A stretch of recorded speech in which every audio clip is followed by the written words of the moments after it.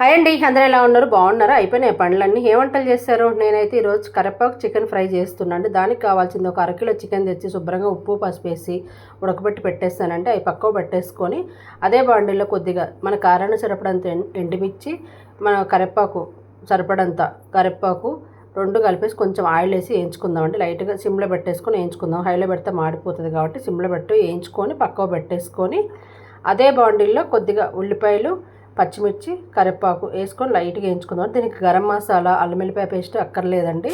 చక్కగా వేయించుకొని ఇప్పుడు అవి కొద్దిగా వేసిన తర్వాత కొద్దిగా ఉడకబెట్టుకుని కొంచెం లావుగా ఉంటే మాత్రం కొంచెం సన్నగా కట్ చేసుకొని మరి లావుగా ఉంటే ఇప్పుడు కొద్దిగా పసుపు, కొంచెం ఉప్పు వేసుకుందాం.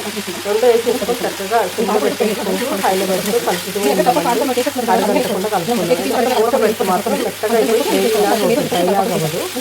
మనం మూత పెట్టకుండా వేయించుకుంటే మనకి పొడి పొడిగా ఫ్రై లాగా చక్కగా బాగుంటుంది. చూడండి ఈ విధంగా బ్రౌన్ కలర్ వచ్చేంత వరకు వేసుకోవాలండి. ఉల్లిపాయ చికెన్ ముక్కలు బాగా వేగాలి. చికెన్ మనం అందుకే ఎక్కువ పిల్లలు కూడా ఎక్కువ ఇష్టపడతారు. ఇలా చూడండి, ఇలా పెడితే ఇలా అని తినేస్తారు పిల్లలు. దీంట్లో ఏం ఆకుకూరలు వేస్తారో కూడా గమనించారు అన్నమాట. చక్కగా ఫ్రై తినేస్తారు. ఇప్పుడు మన కరివేపాకు మిక్సీ పట్టుకున్నాం కదంటే పొడి వేసేసుకొని కొద్దిగా ధనియాల పొడి వేసుకొని చక్కగా కలిపేసుకుందాం. అందుకే పిల్లలు చికెన్ ఇష్టపడతారు, మటన్ ఇష్టపడదు. ఎందుకంటే మటన్ నేను రకాలు చేసుకోలేము, ఆ టేస్ట్ కూడా ఇంత మంచిగా కుదరదు. ఎలా చేసినా ఏం మసాలా లేకుండా కానీ చక్కగా టేస్ట్ మాత్రం అదిరిపోతుంది.